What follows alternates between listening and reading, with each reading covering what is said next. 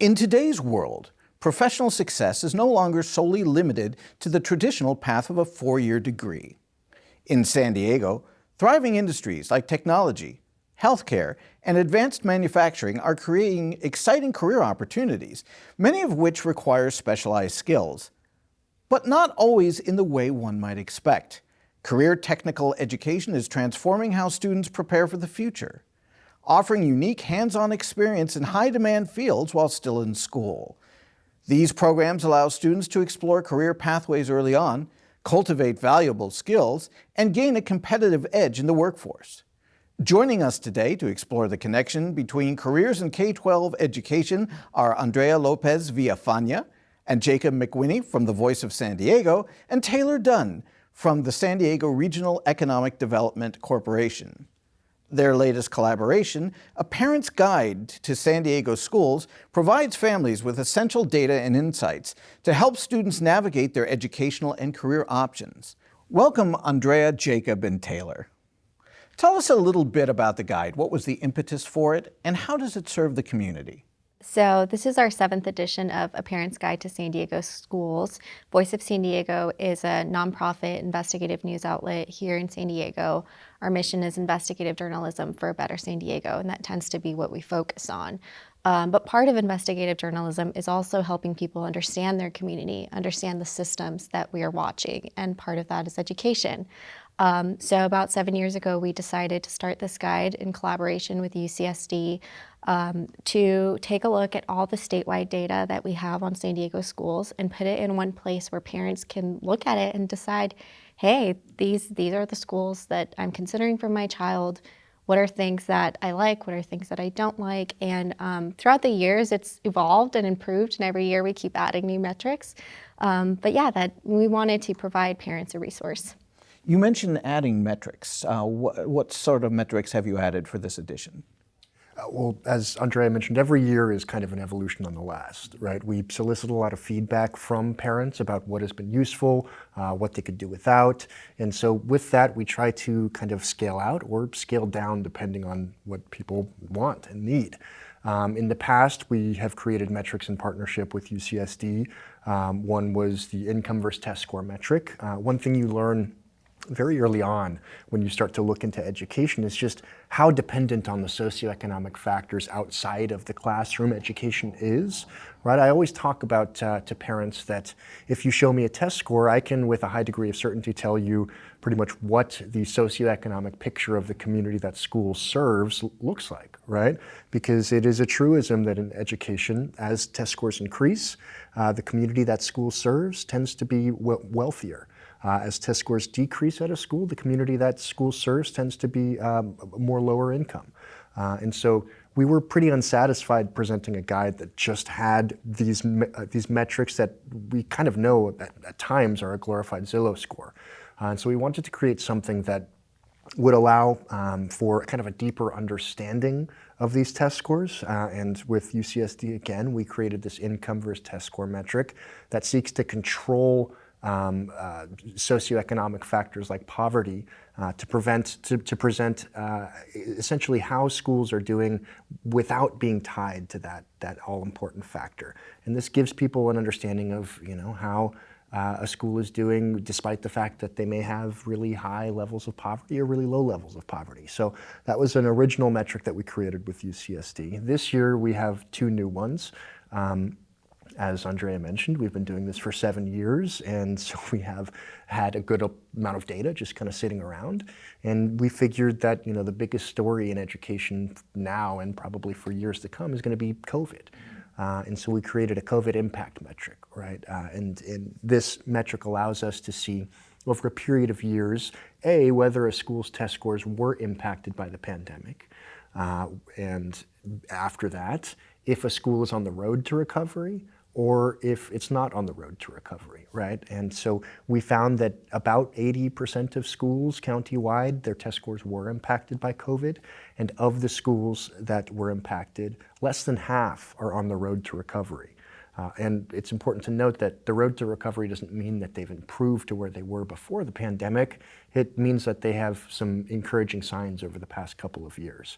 And with the Economic Development Corporation, we added another new metric this year, which is the labor market score. And this kind of is our hope. Our hope is that it gives parents a better understanding of kind of what the CTE offerings are at different schools, particularly high schools. And so again, with UCSD, who are kind of our data gurus and wizards there, we threw a bunch of factors into a blender and tried to come out with something that showed how promising, how many options these schools have, whether they offer programs in areas where jobs are growing, whether they offer programs in areas where there are high-paying jobs. And so, with this new guide, we're still going to be probably tweaking it in future years as we do with everything, but this is kind of our first step into CTE. Yeah, they really challenged us. This was, they asked us, what can we do? What we'd like to offer this information to parents. How can we present it? And again, like Jakob said, this is the first time we've ever done it. The guide itself includes all this information about any school in San Diego County public school. And you could go from, looking at the school that your child would attend, finding out whether it's a charter school, what their enrollment numbers are, test scores, how often kids are chronically absent at that school. So there's many metrics, but among those is the new CTE data that's fascinating to partner on. And it's been an interesting kind of evolution because for many years the guide has sort of been geared towards parents of younger children who may be first entering the public school system and being confronted with the giant wall of jargon that we've created for parents, yes.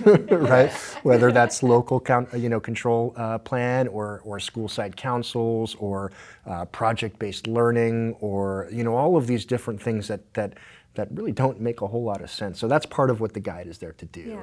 Yeah. Create a shared vocabulary and allow parents to kind of have a step up and understand exactly what they're getting into because it's not all that clear at times. Well, I remember a time when parents used to rush to the newspapers to find out where their schools were ranked, but it seems to me that this guide offers much deeper, more complex contextual information so parents can make better decisions. And CTE, Career Tech Education, is something that's new to the guide this year.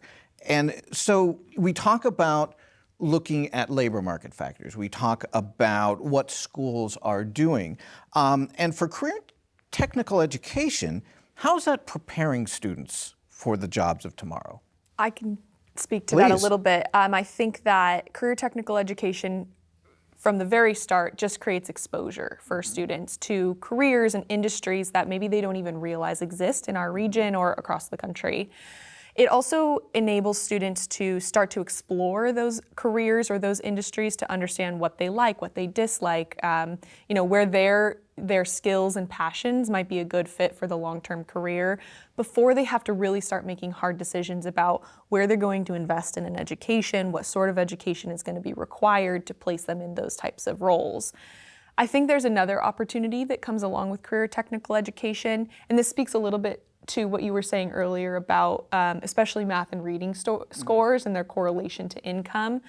I think career technical education provides some sort of real-world application to some of these math and science courses that students have to take that keeps them engaged. I think there's a potential for us to lean into that more, but it's really an opportunity for students to understand, why am I learning about calculus? Well, I'm never going to do the Pythagorean theorem. Actually, you are going to do the Pythagorean theorem. It's very likely, and here's where it might be useful. And so I think that there's a big opportunity for students to understand more about their careers and then to incite conversation about what that might look like for their future. So it's more of a practice-based understanding, yes? Yes, I think there is some real potential to it. I know there are some high schools that are offering, for example, in the medical field, courses that sort of build up medical education certificates so that are required in order to enroll into maybe a registered nursing program or something like that. So career technical education can end in a certificate. It can end in some real-world usable, credentialing that industry recognizes, but it doesn't have to be that. It can be very exploratory. Mm-hmm. So it can be exploratory and immersive, and we've talked a lot here about reading, we've talked about math, but how is the workforce changing? So we talk about vital metacognitive skills. We talk about the 21st century essential skills, or whatever the name they're giving it. We used to call them soft skills and know that they're anything. The durable skills. Yes. Is that something that is also integrated into this work? I think it can be. Career technical education courses vary from school to school, and I think the guide speaks a lot to that variance. But there certainly is an opportunity for real-world application of, math, science, reading, whatever it might be, to create problem solving, to create team collaboration, to create some other of those, durable skills that industry just keeps emphasizing is so important and continues to be important as technology evolves. And perhaps forging an emotional connection to education, an emotional connection to learning. Would that be an accurate assessment? Yeah, it's seeing the value in what some of the things they're learning in the classroom, certainly. So when we look at CTE, there may be some misconceptions about it. And I remember CTE long ago, in the days of hallowed antiquity, when it was ROP, and it was very much a matter of tracking, from high school to career versus high school to college. Today is working within career and technical education, career tech ed. Is it a zero-sum game? I think that career, as you mentioned, the kind of antiquated view of career and technical education is it's where kids go to, do metal work or auto body shop. And it was very much viewed as sort of a replacement for higher education, where now I think often it's a supplement for higher education, right? It may be an opportunity for kids to kind of gain additional skills and kind of figure out, as Taylor said, exactly where they want to go. I think that the exploratory options related to it are some of the best aspects. But I also think that, and this may be a little blasphemous to say at a university here, but for many years the pendulum of education is always swinging, and for many years that pendulum essentially dictated that high schools were going to be college preparatory factories, right? Every single student, the ideal goal was that they would end up at a 4-year college, and I don't think that was really the best place for high school education to be in. Right? There were many kids who may have preferred to go on into a more career-oriented field, whether that be, plumbing or doing electrical work. All of these things that provide really worthy jobs that allow them to build careers and build lives and build families without necessarily requiring them to strap a big, college debt onto their back.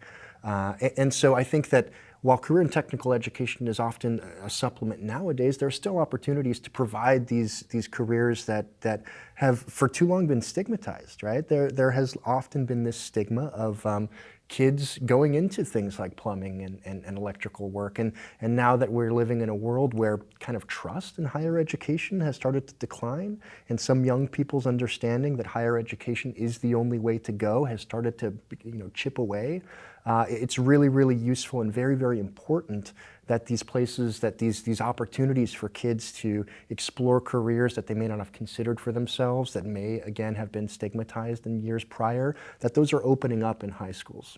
I would add to that, I think not only were the traditional kind of career technical education courses, auto and woodshop and things like that, stigmatized, that created a challenge for our society in that we're lacking in those skilled tradespeople, and there are industries like the defense industry that are really feeling that right now. And so I do think the traditional concept of career technical education remains important, but I will say here in San Diego, the County Office of Education's department that focuses on CTE is actually focused on career and college readiness. So even the system has aligned. So really, it's a matter of volition. It's the idea of providing choice, whether it is to enter the workforce immediately, whether it is to use this perhaps as a step up into tertiary education, or to do both at some point.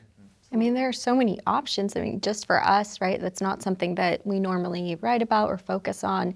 And just in exploring this data and talking about how we were going to present it, Jakob and I were fascinated by all types of programs that different schools offers and in one industry, right? Because traditionally we've thought of woodworking or, those types of programs. And what were we finding? All sorts of things like graphic design. All sorts of things, graphic design, like biomanufacturing, Yeah. healthcare, hospitality, visual and performing arts. I mean, and for many of these things, as we've been, talking about ad nauseum here, the exploration, the education doesn't end when you, walk across that stage and you graduate high school. It continues further on. And so, those evolutions have, again, as Taylor said, kind of allowed these things to align in a greater capacity, where there may be options for you to, step off of that graduation stage and go find a career, or maybe you end up here at UCSD. So it seems to me that there is sort of a popular mythology that surrounds career tech education, especially for people my age, people who are parents. What would you say some of the most prominent misconceptions about this are? You want to start, Taylor? Well, I was going to ask if you guys, I know you do a lot of feedback gathering from the parents. Have you begun that process yet, or have you started to hear back from parents on their thoughts on this? We haven't started to hear back from parents yet, but having done, a fair number of workshops now, I mean, the misconceptions are exactly what we've been talking about, right? Like the metal shop is where the kids who aren't destined for college, and that's said in a derogatory way, go to play with blowtorches or whatever it is, right? And again, I mean, I do think, as Taylor said, that we've done ourselves a real disservice, not only to young people, but to our society by stigmatizing these things and by casting aspersions on people who may be building a life that just may not fit the platonic ideal of someone the classic coastal elite, whatever you want to look at. So I think that the misconceptions are exactly what we've been talking about, largely. So I would also imagine that schools also face a number of challenges as they try to sort of inextricably intertwine this work with more traditional, let's say, academic focus, more traditional A through G requirements. How is that coming to pass? So I'm not an expert on the curriculum development or the K through 12 system, but as my organization looks at the future of the talent that'll be available in the region to work at companies that are increasingly high-tech life sciences, what we call innovation economy, or even within industries that you might not consider technical industries, but that are increasingly reliant on technology, we start to dig into this data to see, where does it start and where are our challenges really rooted? And what we're finding when you look all the way back to the data on career technical education engagement and enrollment, that's where some of these trends around gender disparity and racial disparity in certain industries start. And so I think that the potential for career technical education to enable the workforce that we need is really high, and it brings us back to looking at these areas where a lot of these challenges might start. Now, when you start thinking about A through G requirements, which one do you choose? Do you have to make a choice when you're, 16 years old, right? What's the rest of your life going to look like? That does, what we've seen from the data and in our conversations with County Office of Ed, start to become a challenge because you want to weave, like you said, the career technical education with traditional education opportunities. But there are funding mechanisms, and there are acceptance of curriculum that has to happen throughout the state. And so it's a big network, and it's very nuanced. And I know that the County Office of Ed and the schools themselves are doing a lot of work to ensure that as many courses as possible can count for both, so that you don't have to make those decisions at 16 years old or 17. You can really explore and not be set on a path. But I think there's always room for growth in those areas as well. Well, I'm curious, Taylor, when you do your research, I mean, what are the industries where workers are badly needed, not only in San Diego's present, but San Diego's future? Yeah, so of course we have highly technical workforce here in San Diego, and that's becoming more and more true. And it will, in the numbers that we look at, having a highly technical workforce will serve us well as the population declines and jobs continue to grow. Technology will start to fill in those roles, but as I mentioned before, it'll mean that all jobs are in some way technical jobs. When we're really drilling down to some specific occupations, we see a high need for engineers. And that could be a breadth of occupations. When you actually look at the labor market, it could be advanced manufacturing roles like engineering technician type roles, but it's of course also those, sometimes 6 years of education post high school are required in order to fill some of these engineering roles. We're always seeing challenges in the healthcare sector, though I will say there's a lot of interest in healthcare as a job path from students. There's many programs that are at capacity and have to turn students away. So potentially some opportunity for career technical education to fill some of that gap. And then I think the other one that we're starting to see more of is around the life sciences and biotech roles. And I mentioned before, the skilled trades continue to be increasingly difficult to find good quality talent, and something that's threatening our society as we continue to need that talent for, city development and defense development and things like that. And from your findings, do schools and the county office coordinate with one another? Do they work together regionally, or are they fairly independent?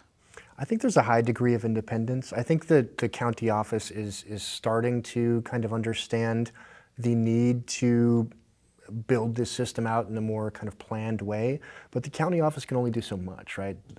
Districts are very, very free to create programs that respond to the desires, the needs of their individual student base. And so while the county office may be able to kind of push them or ask them to do certain things, that does not at all mean that they have a stick as well as a carrot. I think that might be a good thing. The independence within the districts might be a good thing. Where I think there's a lot of potential for more coordination is within the next steps of education. So how does that career technical education offering at that district relate to what the community colleges can offer in that same district, or what our four-year universities in the region can offer, and how those credits are accepted or recognized as a student moves along that pipeline. Mm-hmm. So for schools who are working with this, how do they forge connections? So when they are creating these unique curricula, do they connect with industry? Are they reading studies? How do they establish their programs? That's not something that I know a whole lot about. My understanding is that a lot of it is related to student desires. A lot of it is related to the expertise of their teachers. And some of it does come from those industry connections. I know that at schools like Logan Memorial Educational Campus, the new campus down in Logan Heights at San Diego Unified, they have leaned on educational or industry partners. Same with Lincoln High over in Lincoln Heights. I mean, these are kind of fluid situations, right? And they are very much in development and evolving right now. So I don't know that there is kind of a one-size-fits-all way to how they develop these things. Yeah. I think that piece about having to rely on the educators and what they're able to teach is a huge reason for maybe some of the gaps that we're seeing in career technical education opportunities aligned with highly technical occupation paths, so engineering and life sciences and things like that, because a teacher doesn't necessarily have the tools that they need in order to conduct those courses, and partnership with industry could really enable that. I think there's a real opportunity there. And it seems to me that industry would also offer a rich pool of potential educators, people who are maybe making career transitions or really want to cultivate the next generations. Well, they have to be willing to take a pay cut. Yeah, exactly. I would imagine so. I don't think anybody gets into this for the wage. Or some sort of partnership between the employer and that school, right? Because ultimately, the employer needs that talent. They need that career technical education course to be taught so that in 2 years or 4 years or 6 years, or if it's a PhD program, maybe it's 8 or 10 years, that talent is ready to work at their company. So I think there's an ROI there for companies, and I'd be very interested to start to measure that and see what it could come out to. Yeah, it would be fascinating to see moving forward how often they partner, right? Like what better workforce to have than people who are here from San Diego. Maybe we'll see, an 11th grade engineering class presented by Qualcomm. That would be quite a strange synergy, but who knows? Well, Qualcomm has like Think a Bit Lab and things like that, where they try to invest in a way that gives access to all San Diego students that want to access it, and there are many that do. And I think more programming like that is something that could be a real game changer for the region. So when we look at all this, it's almost a mosaic. Maybe it's better stated as a tapestry with a number of threads woven through that is evolving. What do you think some practical steps are to make these kinds of connections? What is the role of industry? What is the role of post-secondary education, whether it's community college or four-year institutions, and the role of K-12, the role of communities, the role of parents? How do we all sort of come together in more of an organic way? Well, I think greater collaboration on all levels is very much needed. Whether that means that all of these organizations start to collaborate on pathways that articulate in a more meaningful way than they do now. I know that some of that is happening. San Diego Unified, for example, has set a lofty goal to make sure that all of their high school kids graduate with college credits via the San Diego Community College District. The number of credits taken by San Diego Unified high schoolers at San Diego Community College District is the highest it's ever been. And I think that while many of these kids end up moving to four-year universities, the role of community colleges is really, really, really, really vital. What four-year universities offer now is very different than what they used to offer, right? And I'm talking both in a practical sense, but also kind of in a larger theoretical sense, right? Back in the day when colleges weren't so expensive, kids could go there without a plan and explore, and figure out what they wanted to do with their life. Now they can't, right? They're on a clock. They have to get through these classes as quickly as possible. And so community colleges offer, in my view, some of that space to explore and figure things out. So bringing these classes in earlier, allowing for career and technical education opportunities that allow for that exploration that we were talking about earlier, the exposure to new things that maybe they didn't realize that they would love before, all of that stuff is super vital, but it doesn't really happen in an organized way until people get organized. Right. And I think on top of collaboration, also education, educating parents, helping them understand how these programs work, why they benefit their child or how they can benefit their child, right? We constantly are hearing from parents and other people about how expensive it is to live in the city of San Diego. Can my child afford to live here? Will they ever afford a home here in San Diego? Maybe, this is a conversation to start having. What career should they pursue to be able to do that? Yeah, absolutely. And I think to our conversation earlier, increased alignment between A through G and career technical education so that the limited resources that schools do have can be deployed in a way that serves students no matter what their pathway is. There's a great through line that you talk about in terms of K-12 and post-secondary education. But when we talk about field work as it pertains to career technical education, is industry ready for the kids we're sending them? I think that's a good question that not really anybody can have too great of an answer to. What do you think, Taylor? Industries are certainly apprehensive when you say field work, apprehensive to bring students onto their property and give them that on-the-job experience, especially for students that are under 18 years old. So, and some can't. Like sometimes there's just certain restrictions on it because of an industry or because of a business that they can't do that. So I think those that don't have those hard restrictions should explore it because I think there's a lot of potential. Those who are running into some of these barriers and are not, are experiencing a lot of that apprehension, I think can leverage some community partners that create a safety net for the company that allows them to have students on their premise or to send their own employees to the campus safely to teach the courses, explore the careers on their own campus. It strikes me that online would also offer some modicum of security. The reason I ask is because I remember internships when I was in high school, and what internships were comprised of is staple this, file that, bring coffee for the group, that sort of thing. And these CTE programs are sending to industry dynamic, diverse, and very sharp kids. I mean, I think that when we're talking about internships, not all internships are created equally. There are still plenty of the internships that consist of basically, servant work, like you just described. But figuring out the right community partners for a school to bring in to offer internships, that's a key to ensuring that these kids actually get a meaningful work experience and not just one, where they are doing servant work.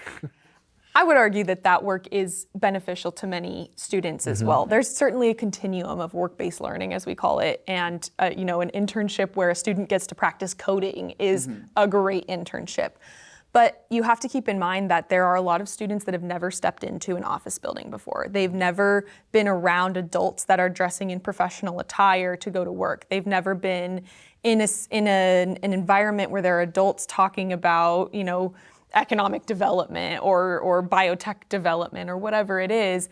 And if they're just in that room, that exposure begins. And so I would always encourage companies that are hosting interns to make that as relevant to their learning experience as possible. But if you're a company doing really highly technical work that you need PhDs on campus, we don't want to write off those opportunities for students because they're not quite at a PhD level yet. Being in that room with those individuals can be game-changing. It can start to build their networks. It can start to build mentor relationships, even if they're not coding. So really, you're not speaking solely of content, but also the world of work. Exactly. What it means to be immersed in the workplace. I'll ask you this, then would our career technical education students have an advantage over those who follow a more traditional pathway because they've been immersed in that world? I would argue yes, certainly. Number one, just knowing how to present yourself in a workplace is a hard barrier to overcome sometimes. But also when we talk to employers about what they're looking for in their talent, and we're typically talking to people who are looking for, sometimes associate's degrees, bachelor degrees, but even master's and PhD, entry-level talent, what they emphasize more than anything is a passion for the work and some semblance of caring about what the work they're doing is. This is especially true in some of the technological or highly technical roles that we are looking at. Some of these employers say the stuff they're going to work on here is intellectual property. It's highly secretive. They're not teaching it in any classroom because we would never give them that intellectual property. We just need them to be really passionate about this work, really ready to learn, and care about engineering or IT or healthcare, whatever it might be, so that when they come in the room, they're ready to learn and they're engaged in the content. And that, I think, can be very well displayed by the participation in a career technical education training program, among many other opportunities that exist around the county. And the emotional connection, as you mentioned, the sort of sound habits of mind that we talked about earlier, an exposure to content seems like it is an ideal combination to really help our kids as they move forward. Now, I'm a parent, let's say, and I want to find out more information about things like training programs or internships. Where's a good place for me to look? I think one place to start is your kid's school, particularly if they go to a high school. The San Diego County Office of Education also offers a whole lot of information about what career technical educational offerings different high schools have. They also generally have a whole bunch of internship opportunities that they can provide to you. But I think that the first place to start is the place where your kids are getting educated. And the Voice of San Diego Parents Guide to San Diego Schools. I was waiting for that one. And how can we access that easily? Yes, it's online, so voiceofsandiego.org/schools guide. All of the data in the guide is there, as well as the articles that help explain to parents how to navigate the system. We also have copies in all public libraries in San Diego County of the printed guide. And from the EDC perspective?